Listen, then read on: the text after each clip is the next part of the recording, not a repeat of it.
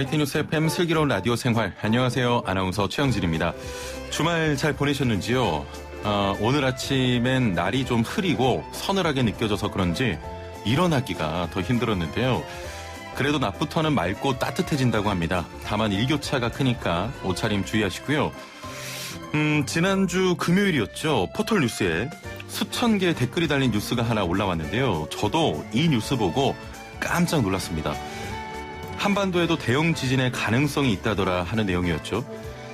그동안 한반도는 이른바 불의 고리, 환태평양 조산대에 속하지 않아서 일본이나 발리 같은 동남아 지역에서 나는 지진이 남의 일처럼 느껴졌는데요. 이제 우리 일이 될 수 있는 걸까요? 잠시 후 전문가 이야기 들어보겠습니다. 방송과 관련한 여러분의 소중한 의견을 받습니다. 단문 50원, 장문 100원의 정보 이용료가 있는 샵 0945, 우물정 0945번으로 보내주시면 되고요. 애플리케이션 채팅창도 활짝 열려 있습니다. 자, 그럼 YT뉴스 FM 슬기로운 라디오 생활 지금 바로 출발합니다.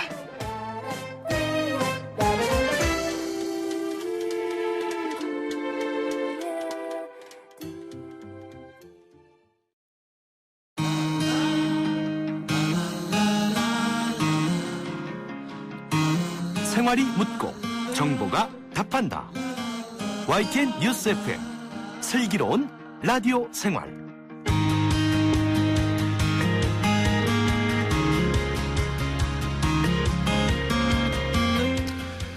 네, 1부는 현장의 목소리로 생활 속 이야기 들어봅니다. 최근 한 달 새 전남 지역에서 400여 차례의 지진과 진동이 발생했습니다. 특히 외신이 한반도의 대규모 지진 발생 가능성을 분석한 보도가 전해지면서 뉴스 보시고 놀라신 분들 많으실 텐데요. 사실 그간 우리나라는 지진과는 다소 관련이 없다고 여겼는데 우리도 더 이상 안전지대가 아닐 수 있겠구나 우려 섞인 목소리도 많습니다. 함께 말씀 나눌 분 모셔보죠. 연세대 지구시스템과학과 홍태경 교수 전화 연결돼 있습니다. 교수님 나와 계시죠? 예, 안녕하세요. 예, 전화 연결 감사드리고요. 최근 전남 지역에서 잦은 지진과 진동이 발생하고 있다고요? 예, 지난 4월 26일부터 한 보름가량 한 400여 회의 지진이 집중적으로 발생을 했는데요. 예. 이런 지진들이 예전에 또 없다 보니까 또 많이 놀랐고 또 해당 지역에서는 지진이 그간에 발생하지 않던 지역이었거든요. 예. 그래서 더 많은 걱정이 있었습니다. 예. 특히 같은 장소에서 여러 날 동안 잦은 지진이 발생했다고 하는데 우리나라에서 이런 상황은 이례적입니까? 예, 우리나라에서는 일반적으로 그 응력이라고 하는 힘이 아주 천천히 쌓이는 지역이기 때문에 지진이 발생하더라도 일회성에 그치는 경우가 많고요. 그 일회성이 또 띄엄띄엄 발생하기 마련입니다. 그래서 이와 같이 집중적으로 한 자리에서 한 400회나 되는 지진이 발생한 거는 유례를 찾아보기가 어려운데요. 과거에 이제 이와는 이 정도는 못 미치지만 발생한 유사한 사례가 있긴 합니다. 2013년도 보령 앞바다에서는 한 100여일 동안 100여 회 이상의 지진들이 집중적으로 발생을 했고요. 또 2013년도 같은 해에 이 백령도에서도 유사하게 지진들이 발생을 했는데 당시에도 굉장히 이례적이라고 얘기를 했었습니다. 그런데 이러한 현상들이 우리가 이제 과학적으로 볼 때는 동일본 대지진 이후에 발생하는 현상들이고 해서 동일본 대지진이 한반도에 미친 여러 가지 효과 중에 하나로 해석을 하고 있습니다.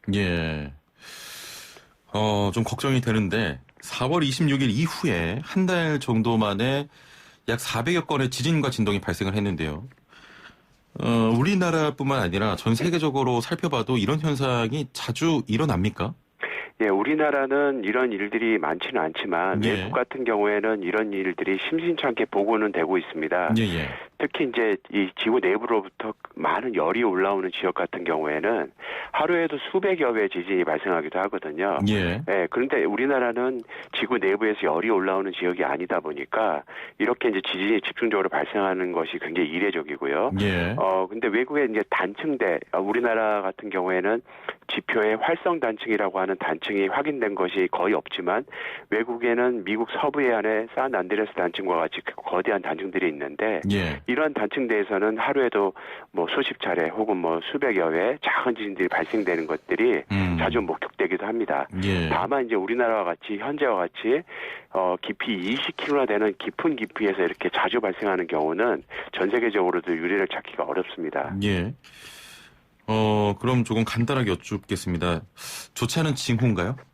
그렇습니다. 우리나라에서 이렇게 발생하는 것은 결과적으로 좋지 않은 징후인데요. 예. 제가 조금 전에 말씀드렸다시피 이 지금 해남에서 발생하고 있는 이 지진들은 깊이가 한 20km대에서 발생하고 있는 비교적 깊은 깊이의 지진입니다. 예. 우리나라에서는 과거에 지진이 한 4km에서부터 16km 사이 지역에서 주로 발생을 하고 그 가운데서도 대부분의 지진들은 한 4km에서 8km 사이에서 발생을 하고 있습니다. 예. 그러니까 지표하고 굉장히 가까운 곳에서 발생을 하는데요. 근데 이번 지진 같은 경우에는 20km나 되는 비교적 깊은 깊이에서 발생을 하고요.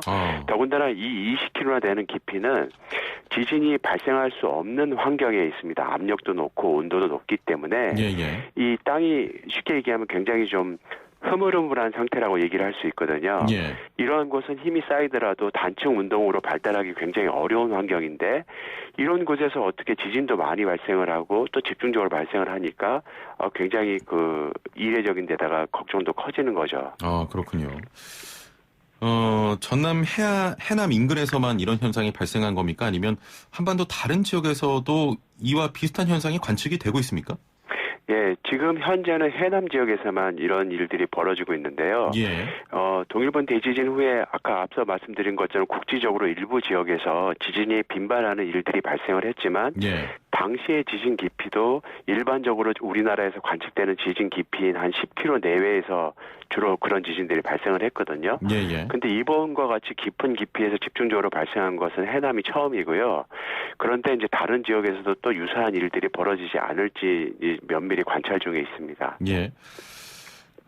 지금 이런 현상이 발생을 하고 있는데 그렇다면 동일본 대지진의 영향이라고 봐야 할까요? 예, 이 동일본 대지진의 영향이라고 저희는 판단하고 있는데요. 그 이유는 이렇게 군지평 지진이라고 하는 이 지진 밀집 현상이 동일본 대지진 이후에 이제 주로 관측이 되고 있고 또 동일본 대지진 이후에 이런 작은 미소 지진뿐만 아니라 우리가 중규모 지진이라고 하는 규모 5.0 이상의 지진도 크게 증가했습니다. 1978년도에 한반도 지진 관측이 시작이 됐는데요. 그때부터 지금까지 한 42년이 흘렀는데 그동안 이제 규모 5.0 이상의 지진이 총 10번 발생을 했습니다. 근데 그 가운데서 절반이 5번이 동일본 대지진 이후에 지금 발생되어 오고 있거든요.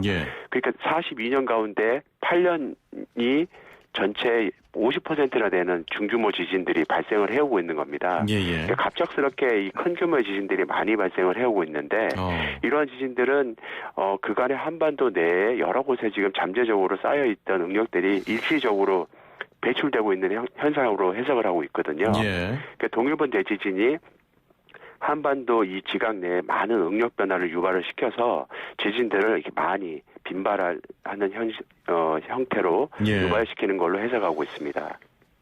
계속 말씀하신 내용 중에 20km 깊은 곳에서 이런 지진이 발생하고 있다 말씀하셨는데, 만약에 지진이 발생한다면 20km 깊은 곳에서 난다는 이 상황이 엄청난 강진으로 이어질 수가 있는 겁니까? 예, 일반적으로 이제 지진 피해는 지진의 진원 깊이가 얕을수록 피해가 커지기 마련입니다. 그러니까 뭐 지하 4km, 5km에서 발생한 지진이 지하 20km에서 발생한 지진보다는 더 큰 피해를 일으키게 되겠죠. 그렇군요. 예, 그런 측면에서 보면은 20km에서 지금 발생하는 이 지진에 의해서 큰 지진이 발생을 한다면 4km에서 발생하는 지진보다는 피해가 적을 겁니다. 근데 문제는 깊이도 중요하지만은 이곳에서 발생 가능한 최대 지진의 규모도 중요하거든요. 비록 20km대로 좀 그간의 한반도 지진보다는 깊을지 몰라도 큰 규모의 지진이 발생한다면 역시 큰 피해로 연결이 되거든요. 일례로 이제 우리 그 경주 지진 같은 경우에는 지하 11km에서부터 16km 사이 지역이 부서지면서 지진이 발생을 했습니다. 당시에 규모가 5.8이었는데요. 당시에 이 경주 지진도 이 굉장히 큰 지진동을 일으켜서 이 경주 일대에 뭐 많은 유물 같은 것도 이제 파손되고 이랬거든요. 그렇습니다. 예, 마찬가지로 이제 이것보다 다소 깊은 20km대에서 지진이 그 정도 지진이 발생을 한다면 마찬가지로 큰 피해를 일으킬 수 있고요. 더군다나 이 전남 해역 이 지역은 지표 가까운 곳이 굉장히 두꺼운 퇴적층으로 이루어져 있거든요. 이 퇴적층에서는 지진파가 폭 현상을 일으키는 일들을 만들어내기 때문에 지표에서는 보다 더 큰 피해를 일으킬 수 있습니다. 지금 우리나라는 사실 지진 안전지대다 이런 인식이 있었는데 지난 경주 포항 이후로 위험성을 배제할 수 없는 상황이 됐습니다. 이전보다 조금 더 정밀한 관측이 필요할 것 같은데 어떻습니까? 예, 우리나라는 분명한 것은 이 동일본 대지진 이후에 지진이 크게 증가했고 또 이 경주 지진, 포항 지진을 보듯이 이게 직접적으로 우리 사람들에게 주민들에게 피해를 줄 수 있다는 것도 몸소 체득했습니다. 그런데 이제 우리가 역사적으로 보면 조선왕조실록 등에는 이보다 더 큰 지진이 발생한 기록들이 꽤나 많이 있거든요. 예, 그렇기 때문에 이러한 지진들은 한반도 내에서 언제든지 발생 가능한 잠재 지진의 크기로 판단하고 있습니다. 그러니까 동일본 대지진 이후에 여러 지진들이 발생을 해오고 있고 과거에 발생했던 그 정도의 지진도 발생할 가능성이 더 높아졌기 때문에 더 우려가 이제 커지는 거죠. 그런 상황에서 그러면 한반도에서는 어느 곳에서 이러한 지진들이 발생 가능할까 하는 조사가 이제 이루어져야 되고요. 이 정부 차원에서 이 범정부 이 조사팀을 꾸려서 현재 단층 조사 등등을 하고 있거든요. 하지만 아직까지 이제 밝혀지지 못한 부분들이 너무 많아서 다소간의 시간이 좀 소요되는 상황입니다. 이런 것들이 좀 많이 이루어지게 된다면 보다 이제 지진 위험도에 대한 준비가 더 커질 수 있을 거라고 생각을 합니다. 사실 우리나라가 뭐 빌딩이나 건물, 아파트를 설계할 때 지진의 좀 강한 구조는 아니지 않습니까? 예, 우리가 이제 1990년대 후반 때부터 해서 이 내진 성능이라는 것에 대해서 관심을 갖게 됐습니다. 그 전까지만 하더라도 우리나라는 지진이 많이 발생하지 않는 나라라고 생각을 해서 이 건축물의 이렇게 내진 성능이 크게 강화되지 못했거든요.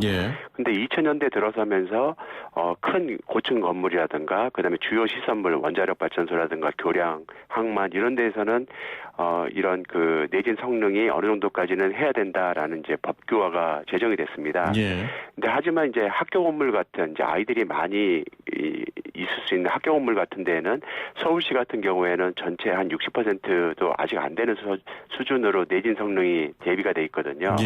그래서 만약에 지진이 발생하게 된다면 이런 학교 건물 같은 경우는 굉장히 취약할 수 있는 상황이 됩니다. 그래서 앞으로의 이제 큰 지진을 대비하기 위해서는 이런 이제 그 다소간의 내진 성능이 미흡한 건물부터 하나씩 이제 대비를 해야 되는 상황입니다. 건물에 대한 말씀하셨고 경주 포항 이후에는 대비가 조금은 달라졌을 것 같은데 어떻습니까? 예, 이 내진 성능을 강화하는 방식으로는 아직까지 법제화가 이루어지지 못했고요. 경주 포항 지진 이후로 한반도 전체적으로 큰 지진이 발생할 개연성이 아주 높다. 혹은 우리나라도 지진 안전지대가 아니다라는 국민적인 우려 때문에 범정부 차원으로 이런 단층 조사들이 현재 이루어지고 있습니다. 그래서 이제 올해가 한 3년 정도 흐르는 시점이 됐는데요. 그래서 이 전국을 권역별로 나눠서 이 단층 조사를 하고 있는데 특별히 주목할 만한 것은 지금 경주 포항 지진 등이 다 지표에서 그간에 확인되지 않았던 단층에서 지진이 발생을 했거든요. 그리고 한반도에서 발생하는 많은 지진들이 지표에는 드러나지 않은 단층에서 현재 발생하고 있습니다. 그래서 이 지하의 숨은 단층들을 지금 찾는 게 급선무기 때문에 다양한 조사 방법이 동원되고 있는데 지하 10km나 11km 이런 데 숨어있는 단층들은 찾는데 많은 어려움이 있는 게 또 현실입니다. 그래서 다양한 방법이 동원되고는 있지만 시일이 굉장히 많이 소요될 것 같은 그런 상황이 되겠습니다. 보다 좀 정밀한 관측을 통해서 대비를 해야겠군요. 오늘 말씀 여기까지 듣겠습니다. 감사합니다. 예, 감사합니다. 네, 지금까지 연세대 지구시스템과학과 홍태경 교수와 함께했습니다. 생활의 달인이 되는 법이요? 하하! YTN 뉴스 FM 슬기로운 라디오 생활을 들으셔야죠.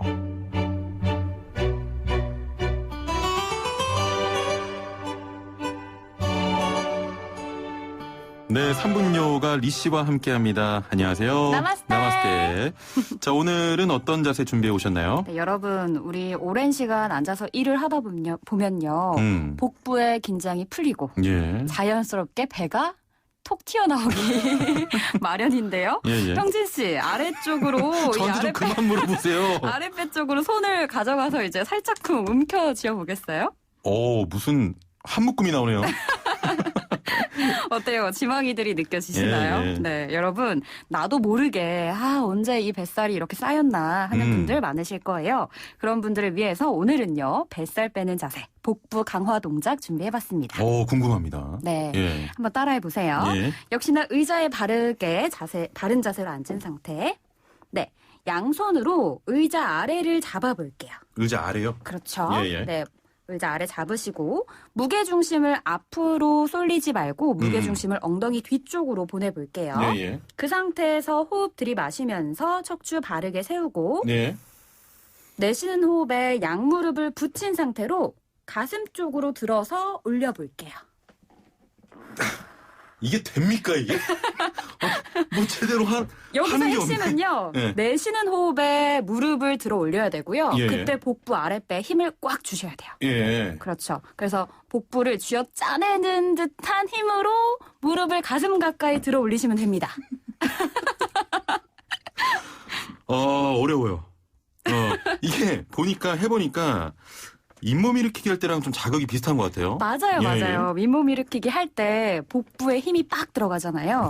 그 자극을 느끼시면서 이 자세를 5번씩 3세트 이어가시면 됩니다. 예, 5번씩 3세트 반복하다 보면 뭔가 뱃살이 빠질 것 같은데 네. 저는 지금까지 알려주신 동작 중에 제대로 하는 게 하나도 없는 것 같아요.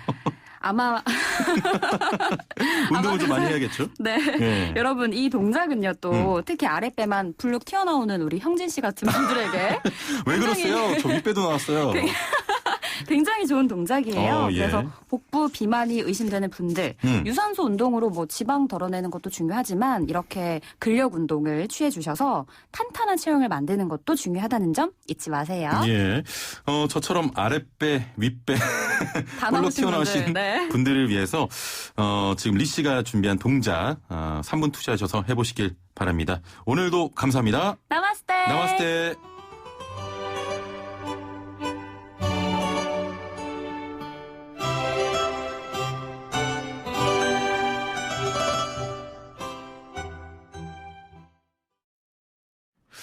네, 7479번님께서는 리씨 선생님 뱃살 빼는데 플랭크가 도움이 될까요? 하셨는데요.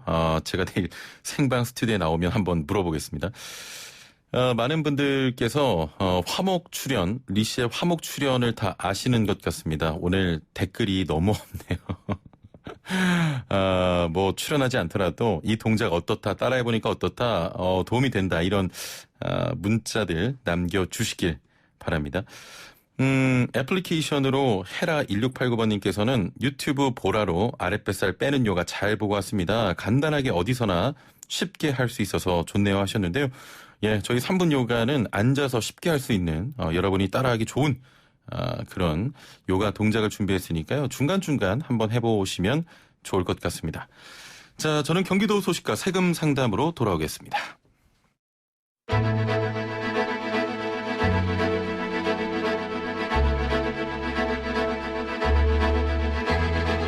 구석구석 알찬 정보들을 모아 지혜로운 생활로 인도합니다. YTN 뉴스 FM 슬기로운 라디오 생활. 네, 슬기로운 라디오 생활 2부는 생활정보 소식으로 시작합니다. 오늘 경기도 소식 준비했는데요. 경기도에서 여름철 폭염을 대비해서 폭염 대비 에너지 복지 지원 사업을 진행합니다. 자세한 내용 들어보죠. 경기도 기후에너지정책과 김경섭 과장 전화 연결되어 있습니다. 안녕하세요. 네, 안녕하세요. 예. 경기도 기후에너지정책과장 김경섭입니다. 예, 반갑습니다. 경기도에서 진행하는 폭염 대비 에너지 복지 지원 사업 어떤 사업입니까? 예, 여름철에 35도 이상 폭염이나 열대야가 왔을 때 정말 건강하신 분들도 견디기 힘들잖아요. 예. 예, 이럴 때 거동이 불편하신 분들이나 경제적으로 어려움을 겪고 있는 분들은 더욱 힘드실 수 있거든요. 예. 예, 이런 분들을 대상으로 안전하고 건강한 여름을 나을 수 있도록 무료로 에어컨을 설치해드리는 사업을 저희가 하고 있습니다. 무료로 에어컨을 설치해드린다. 네, 맞습니다. 예. 그렇다면 폭염 대비 에너지 복지 지원 사업 어떻게 진행을 하게 된 겁니까? 지난 2018년에 무더위가 굉장히 심했었는데 혹시 더웠죠. 기억하시나요? 예, 굉장히 더웠죠. 네네. 예. 우리나라가 111년 만에 기승전 기상 관측사상 가장 더웠다고 하거든요. 예. 특히 미국에서는 엄청 많은 사람들이 폭염으로 사망하기까지 한 사건이 있었어요. 예. 이때 에어컨이 없는 가구가 상대적으로 높은 사망률을 보였다고 합니다. 예. 그동안 정부나 지자체에서는 경로당이나 노인정 같은 무더위 쉼터에는 에어컨을 설치해주고 건강하신 분들이 이용하실 수 있었는데요. 예. 거동이 불편하신 어르신들은 이마저도 이용하기가 어려웠죠. 그래서 그분들은 선풍기로 더위를 고스란히 참아내야 했는데 이분들이 얼마나 힘드시겠어요. 예. 경기도에서는 이런 분들을 위해서 에너지 이용이 어려운 이런 복지사각에 계신 분들을 위해서 전국 자치단체에는 처음으로 저희가 이 사업을 추진하게 된 것입니다. 예. 일단 지난해 처음 실시된 사업이고요. 사업 성과는 네네. 어땠습니까? 작년에 전국 최초로 저희가 이 사업을 실시하게 되었는데요. 예. 경기도에는 기초생활수급 독거 어르신들이 약 5만 7천 가구가 계세요. 예. 이 중에 1%인 586가구에 대해서 벽걸이형 에어컨을 설치해드렸거든요. 예. 뿐만 아니라 이분들이 거주하시는 주택이 매우 노후돼 있어요. 그래서 생활 환경이 매우 열악하고 또 화재나 전기 사고 예방에 취약하기 때문에 이런 부분까지도 저희가 무료로 안전점검을 실시해드렸거든요. 예. 어르신들은 너무 행복하고 만족해 하시더라고요. 그리고 또 이제 복지 전문가들이나 도민들로부터 굉장히 만족도 높은 에너지 복지 서비스라는 칭찬도 저희가 받았거든요. 예. 그래서 2019년에 저희 우수 정책으로 선정되기도 했습니다. 예. 조금 늦었지만 다시 한번 축하를 드리고요. 감사합니다. 예, 좋은 사업인 것 같은데 올해는 네. 어떻게 진행이 됩니까? 도민들의 그 많은 관심과 높은 만족도가 있었기 때문에 예. 올해는 지난해보다 좀 더 많은 180여 가구가 더 확대된 750가구의 습기 제거와 공기 정화 기능을 갖춘 고효율의 벽걸이형 에어컨을 설치해드리고자 합니다. 예. 저희가 지난 5월 21일부터 설치를 시작했는데요. 본격적인 혹서기가 시작되는 6월 말까지 설치를 완료할 예정으로 예. 지난해처럼 전기시설은 물론 올해는 소방시설까지도 점검을 실시하고 시설에 문제가 발생하거나 또 하자가 있는 경우에는 무료로 개보수를 해드릴 예정입니다. 네, 도민들이 안전하고 건강하게 여름 날 수 있도록 많은 노력 기울여 주시길 바랍니다. 오늘 말씀 여기까지 듣죠. 감사합니다. 네, 감사합니다. 네, 경기도 기후에너지정책과 김경섭 과장과 함께했습니다. 슬기로운 라디오 생활 2부에서는 건강, 세금, 자동차, 부동산, 노동 분쟁까지 생활 속 궁금증과 상식들을 속 시원하게 풀어보는 상담실이 마련됩니다. 상담이 필요하신 분은 유료 문자 샵 0945, 우물정 0945번이나 YTN 라디오 전용 애플리케이션 예스 채팅창을 통해 참여하실 수 있습니다.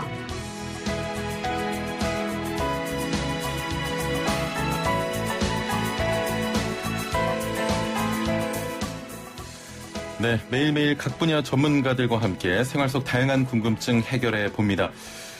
비과세 요건이 강화되면서 1주택 보유자들도 각종 세금에 대한 관심이 높아졌는데요.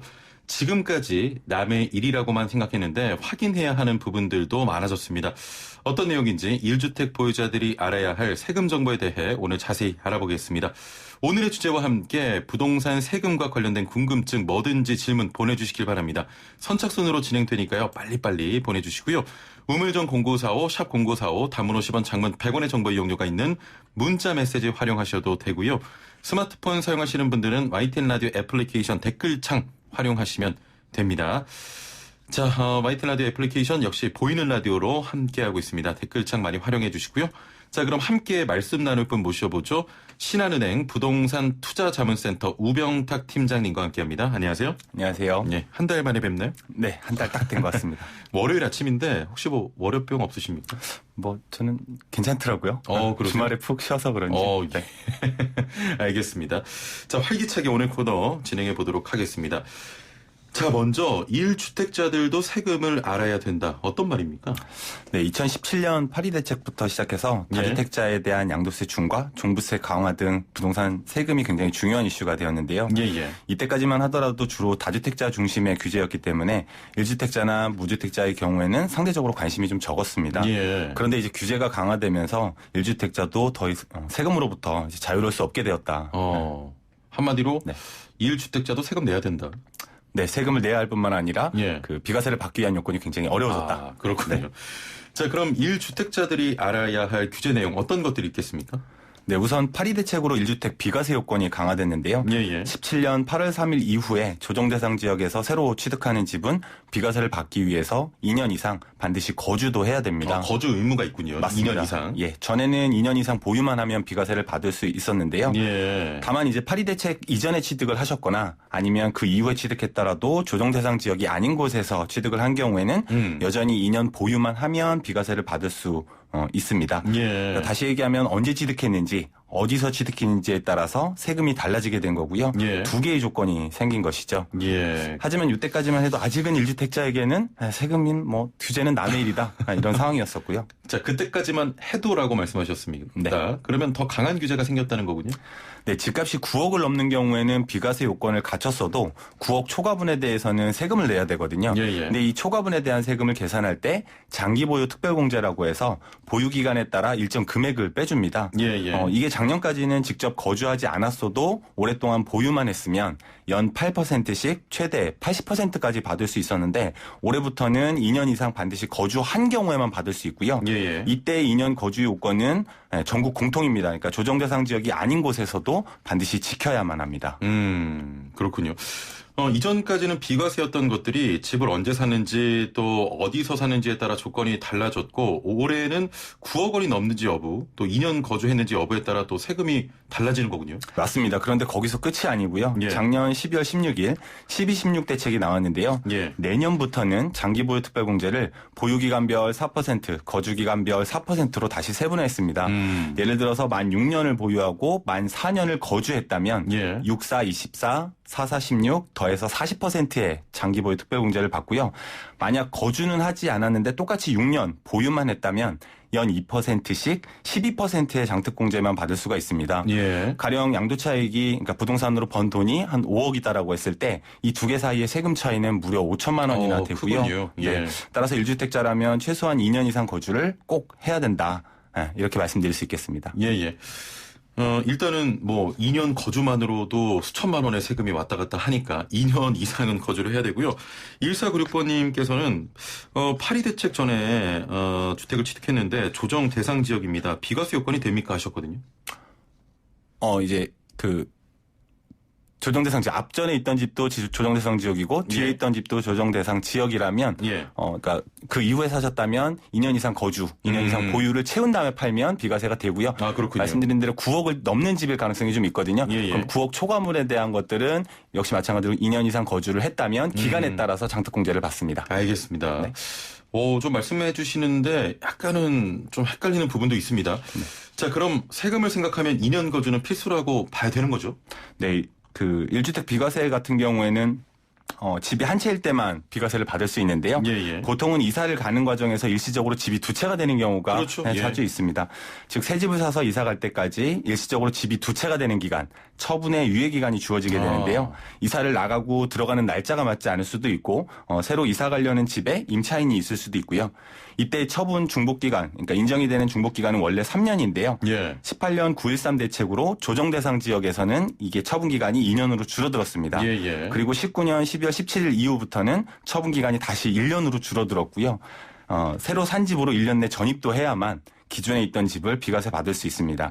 다시 정리하면 새로 이사갈 집을 18년 9월 13일 전에 산 경우 18년 9월 14일부터 19년 12월 16일 사이에 산 경우 그리고 19년 12월 17일 이후에 산 경우 각각 3년, 2년 내 처분으로 바뀌었고 이제 19년 12월 17일 이후에는 이제 1년 내 처분하고 1년 내 전입도 해야 된다. 이렇게 좀 까다로워진 상황이 됐습니다. 정리를 좀 할게요. 18년 9월 13일 전에 산 경우가 있고 18년 9월 14일부터 12월 16일 사이에 산 경우, 네. 19년 12월 17일 이후에 산 경우 각각 3년 내 처분, 2년 내 처분, 1년 내 처분하고 전입 이렇게 요건을 갖춰야 비과세를 좀 받을 수 있습니다. 굉장히 복잡하네요. 네. 예. 비과세를 받으려면 공부가 많이 필요해 보입니다. 네, 다시 한번 드리지만 이제 1주택자도 더 이상 세금 문제로부터 자유로울 수 없다. 이렇게 말씀드릴 수 있을 것 같고요. 우리가 다 부자가 아니더라도 세금을 꼭 공부해야 되는 이유가 바로 이것입니다. 공부 안 하면 세금을 훨씬 더 많이 내게 되겠군요. 맞습니다. 7782번님인데요. 경기도 군포시 금정동에 거주하고 있는 1주택자입니다.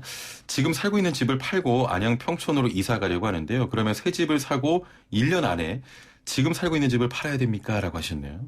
네, 말씀드린 일시적 2주택 비과세에 해당되는 사안인데요. 예. 안양시의 경우에는 조정대상 지역이지만 군포는 아직 조정대상 지역이 아니거든요. 그래서 일시적 2주택에 의한 처분기간이 강화된 부분은 기존에 살던 집과 새로 산 집이 모두 둘 다 조정대상 지역이 있는 경우에만 적용되기 때문에 둘 중 한 채라도 지금의 경우처럼 조정대상 지역이 아니라면 종전처럼 3년 안에만 처분하시면 비과세를 받을 수 있습니다. 일단은 이 요건이 지금 3년이었는데 2년으로 줄었지 않습니까? 2년으로 줄었고 다시 1년으로 줄었던 1년으로 줄었는데 둘 중에 한 채라도 조정 대상 지역이 아니면 종전처럼 3년 내에 처분하시면 되겠습니다. 네. 1971번님. 성남에 집 한 채 있는 1주택자입니다. 보유한 지는 8년이 넘었지만 실제로 거주한 적은 없어요. 대신 주민등록상 전입신고는 8년 전부터 성남 집으로 돼 있는데요. 거주한 것으로 인정할 수 있겠습니까? 라고 하셨네요. 네, 주민등록상 전입신고만 하고 실제 거주를 하지 않았다면 세법에서는 거주한 것으로 인정을 해주지 않습니다. 그러니까 형식적으로만 전입신고로 거주 요건을 갖추고 비과세를 신고하셨다가 적발되게 되면 양도세는 물론 거액의 가산세까지 물어내셔야 되기 때문에 실제 거주 요건을 갖추시는 것이 좋겠습니다. 주민등록상 전입신고만 하고 실제 거주하지 않으면 안 됩니다. 실제 거주 요건을 갖추시는 게 중요하겠습니다. 0837번님, 강남에 전세를 놓고 저희는 대전에서 전세로 거주하고 있습니다. 앞으로도 강남집에 실거주할 가능성은 낮은데요. 어떻게 해야겠습니까? 라는 질문이네요. 네, 강남집을 언제 취득했는지가 중요해 보이는데요. 17년 8월 2일 이전에 취득했다면 9억 원까지 비과세는 2년 이상 보유만 하고 있었던 상태면 비과세는 되니까요. 다만 이제 9억 초과분에 대해서만 세금을 내시면 되는데 이때 거주를 하지 못했고 앞으로도 할 가능성이 없다면 연 8%나 기간별 4%씩의 장특공제는 받을 수 없지만 일반 장특공제라고 하는데요. 연 2%의 장특공제는 보유 기간에 따라서 받을 수가 있습니다. 네, 이때 최대 15년 그리고 30%까지 공제를 받을 수가 있고요. 이때 보유 기간을 만으로 계산하기 때문에 몇 월에 샀는지 보시고 해당 다음 연도에 매년 만으로 1년씩이 더 지날 때마다 세금이 조금씩은 줄어듭니다. 예, 알겠습니다. 자, 지금처럼 부동산 세금 상담 받고 있습니다. 단문 50원, 장문 100원의 정보 이용료가 있는 샵 0945, 우물정 0945번으로 보내주시면 되고요. 애플리케이션 채팅창을 통해서도 부동산 세금 상담이 가능합니다. 지금 빨리 보내주셔야 상담 가능하니까요. 서둘러 주시길 바라고요. 9264번님, 공교롭게 두 채가 됐는데 서울의 조그만 빌라 1억 5천, 수도권에 6억 정도 합니다. 과세액에 영향이 있는지 궁금합니다. 더 적은 걸 팔아야 되는 겁니까? 라는 질문이네요. 우선 말씀해 주신 대로라면 그 수도권 지역에 가지고 계시는 집이 조정대상 지역일 가능성이 좀 있고요. 그래서 두 개 다 조정대상 지역이라는 걸 전제해서 보면 현재로서는 아까 말씀드린 일시적 2주택, 그러니까 3년, 2년, 1년의 이 처분기간 내에 처분할 수 없는 상황이 되시면 이제 2주택 으로 보셔야 되고요. 2주택 중과로 될 경우에는 기본 세율보다 세금이 10%포인트, 그러니까 높은 쪽의 세율로 보면 52%까지 세율이 올라갑니다. 그래서 이런 경우에는 쭉 일시적 2주택 비과세를 채울 수 없는 상황이라면 어쨌든 2주택 비과세가 될 때 상대적으로 차익이 좀 작은 것을 우선 팔게 되면 팔고 난 다음에 다시 1주택이 되시는 상황이신 거죠. 그래서 차익이 좀 더 적은 쪽 고려하셔서 매각을 결정하시면 되겠습니다. 그러면 지금 1억 5천과 수도권에 6억 정도 이렇게 두 채가 있는데 1억 5천을 파는 게 조금 유리하다고 봐야 파는 금액 총액보다는 차익이 얼마인지를 좀 보시는 게 중요하고요. 얼마를 더 적게 벌은 쪽을 먼저 파셔야 된다라고 보시면 될 것 같아요. 알겠습니다. 답변이 충분히 된 것 같습니다. 4180번님, 1가구 2주택이어서 2012년 부동산 임대주택 사업자로 등록을 했고 올 1월에 임대주택을 팔았습니다. 자, 그런데 양도세 때문에 구청 주택과에 문의하는 과정에서 그간의 임대 계약 내용을 6월 말까지 신고하라는 말을 들었습니다. 안 그러면 과태료 낸다고요. 전세를 줬었고 이미 집을 팔았고 그 규정이 작년에 생겼다고 들었는데 소급 적용을 하다니 좀 난감합니다라는 사연이었습니다. 네, 엄밀한 의미에서 소급 적용은 아니기는 한데요. 그러니까 이제 임대주택으로 등록을 하게 되면 여러 가지 혜택을 주어집니다. 그런데 이제 이 혜택이라고 하는 거는 마찬가지로 어떤 엄격한 요건을 갖췄을 때만 혜택을 받을 수 있는 거거든요. 그러니까 처음에 이제 나중에 기간을 못 채우게 돼서 혜택을 받지 못하셨다고 하더라도 처음에 등록할 당시에 그러니까 기간으로 보면 최소 4년 일반적으로는 8년 이상 계속 저는 임대를 하겠습니다라는 조건으로 등록을 하신 게 되는 거고, 그다음 그 기간 동안에는 이제 임대주택이라고 하는 건 임대료를 높이 올릴 수 없게끔 즉 그 규제가 가해지는 거거든요. 그래서 이 경우에 5%라고 하는 룰이 정해집니다. 그러니까 직전 전세가의 5% 이상 임대료를 올리지 못하게끔 규제가 되어 있어요. 그래서 이 부분을 맞게 지켰는지를 확인하기 위해서 6월까지 그 신고를 하게끔 하고 있는 거고요. 이런 경우에는 뭐 보통 이제 서류들을 잘 갖고 계시지 못하시는 경우들이 있는데 이 중간중간에 임대를 놓는 기간 동안에 계약서를 썼던 이런 서류들 만약에 이 서류들이 없으시다라고 한다면 먼저 확인해 보셔야 될 거는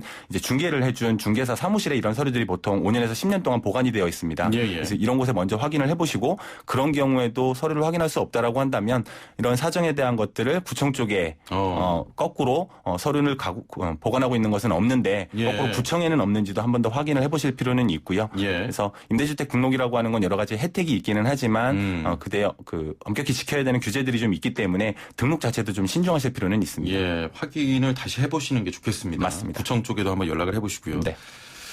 0227번님, 93년에 서울에서 분양받은 주택이 있습니다. 2016년에 임대주택 등록해서 전세를 줬고요.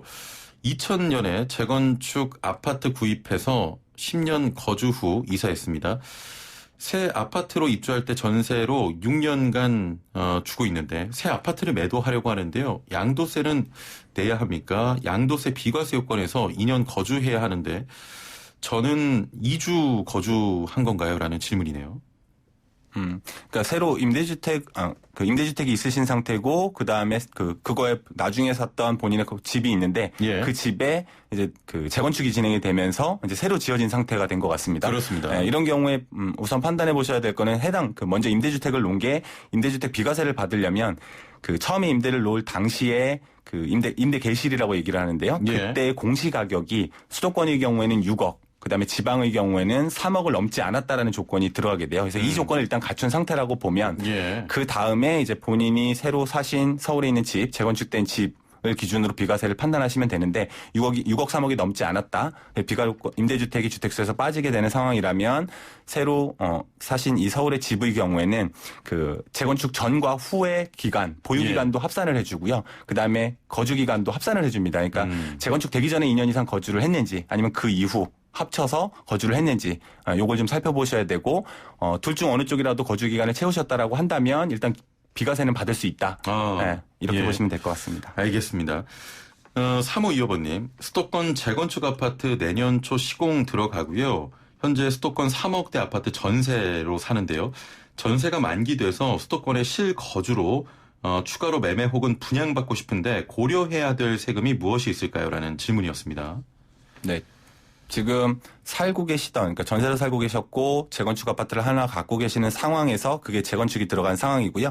그 다음에 이제 새로 한 채를 더 그 공사 기간도 동안 못 들어가게 되니까 그렇습니다. 살 집이 필요하신 것 같은데 좀 어려운 얘기기는 하지만 그 재건축 들어가는 단지가 이제 관리처분인가가 이미 난 상황으로 보입니다. 그래서 기준이 관리처분인가가 난 상태에서 공사 때문에 본인이 살아야 되는 집, 누가 봐도 좀 불가피한 상황이죠. 그러면 관리처분인가가 난 상태에서 이제 새로 집을 산 다음에 일정한 요건을 갖추게 되면 즉 관리처분 인가가 난 다음에 집을 사고 그 다음에 그 옮겨간 집에서는 1년 이상 거주를 최소한 하고 그 다음에 집이 다시 이제 지어지게 되면 1년 안에 그쪽으로 이사를 간다라는 조건 하에서 지금 중간에 잠깐 샀던 집 이 집을 역시 비과세 받을 수 있습니다. 그렇군요. 명확한 답변이 좀 되는 것 같습니다. 많은 분들 감사하다고 의견을 주고 계시고요. 5130번님. 서울에 9.5억 시세의 집이 있습니다. 2020년 3월에 취득을 했습니다. 2달 전에 취득하셨고요. 수도권 비조정 지역에 주택을 구입하려고 합니다. 거주는 안 할 거고요. 임대사업자를 등록하는 게 유리할까요? 라는 질문이네요.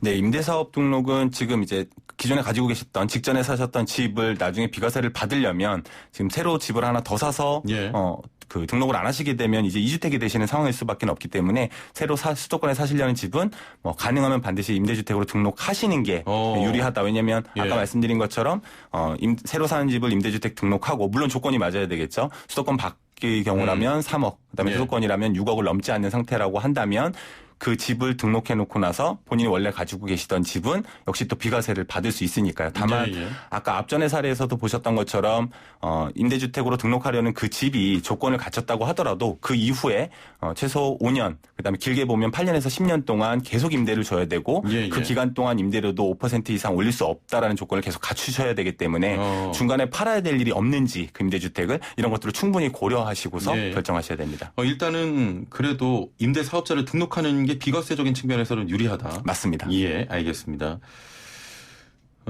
주택 한 채와 분양권을 가지고 있습니다. 5502번님의 사연인데요. 23년에 준공과 입주할 예정입니다. 지금 살고 있는 집은 비과세 받을 수 있을까요? 라는 또 질문이네요. 네, 가지고 계신 분양권이 만약에 조합원 분양권, 그러니까 우리가 분양권은 통상 두 개로 나눠지게 되거든요. 일반 분양으로 받은 분양권, 그다음에 조합원 분양권이라고 해서 우리가 입주권이라고 부르는 이것. 그래서 입주권이라고 부르는 이 지위가 아니라 일반 분양으로 받으신 상황이라면 일반 분양권의 경우에는 그러니까 청약에 당첨이 돼서 받은 일반 분양권이라면 공사가 다 끝나서 준공이 될 때까지는 아직 집으로 보지 않습니다. 따라서 분양권을 계약한 시점에 따라서 아까 말씀드렸던 일시적 2주택에 의한 기간, 그러니까 계약 시점에 따라서 언제 취득한 그 분양권을 언제 받았는지에 따라서 3년이나 2년 또는 1년의 기간, 처분 기간 내에 기존 집을 처분하시게 되면 역시 비과세를 받을 수 있습니다. 예. 1794번님, 부부 공동 명의로 아파트 매수했습니다. 자금 조달 계획서를 작성해야 하는데 각 한 장씩 따로 작성해야 한다는데 정확한 겁니까? 라고 하셨네요. 네, 각자의 자금 출처를 입증하는 것이기 때문에 부부 공동 명의로 하신 경우에는 각자의 상황에 맞는, 그러니까 본인의 자금 조달을 각자 부부가 어떻게 했는지를 따로따로 제출을 하셔야 되고요. 이 과정 중에서 부부의 경우에는 통상 자금이 왔다 갔다 하기 때문에 이게 누구의 돈인지 명확하지 않을 수 있거든요. 그래서 그런 경우에조차 각자의 명의로 있는 통장이라든지, 그러니까 예금이라든지 그런 출처에 따라서 명확히 구분해서 적으실 필요가 있습니다. 예. 조금 전에 그 임대사업 등록하는 게 유리할까요?라고 질문 주신 5130번님께서는 답변 정말 감사드린다고 어제 이것 때문에 또 밤까지 새셨다고 하셨습니다. 네. 6274번님, 제 명의로 한 채, 와이프 명의로 한 채가 있는데 이걸 공동 명의로 하는 게 더 유리합니까? 라는 질문이네요. 아직 집에 등기를 치기 전이라면, 그러니까 명의가 넘겨오기 전이라면 이제 고민의 여지가 좀 있어요. 그러니까 일단 그 양도세를 나중에 이제 집을 파는 일이 생겼을 때는 부부 누구 어느 쪽으로 가지고 있든지 간에 그 가족 전체를 기준으로 판단하기 때문에 어쨌든 집은 두 채가 되는 상황이고요. 다만 이제 우리가 그 종부세를 계산할 때는 인별로 따로 계산하기 때문에 아직 명의가 어느 한쪽으로 그 결정이 된 상태가 아니라면 따로따로 오히려 가지고 계시는 쪽이 좀 더 종부세 측면에서는 유리할 수가 있겠습니다. 각자 한 채만 갖고 있는 걸로 계산이 되기 때문에 종부세는 오히려 줄어들 수 있고요. 공동 명의로 하게 되면 절반 갖고 있으니까 사실은 두 채인데 남편도 두 채, 아내도 두 채를 가지고 계신 것으로 종부세는 계산이 될 수 있기 때문에 이 점을 주의하셔야 됩니다. 알겠습니다. 오늘 또 질문 많았는데 정신 없으시죠? 네. 오늘 말씀 여기까지 듣겠습니다. 감사합니다. 네, 고맙습니다. 네, 신한은행 부동산투자자문센터 우병탁 팀장과 함께했습니다. 자, 슬기로운 라디오 생활 마칠 시간인데요. 1년 중에 5월에 교통사고가 가장 많이 발생한다고 합니다. 아무래도 활동하기 좋은 달이기 때문인데요. 안전운전하시고요. 저는 내일 다시 찾아오겠습니다. 최영진이었습니다. 고맙습니다.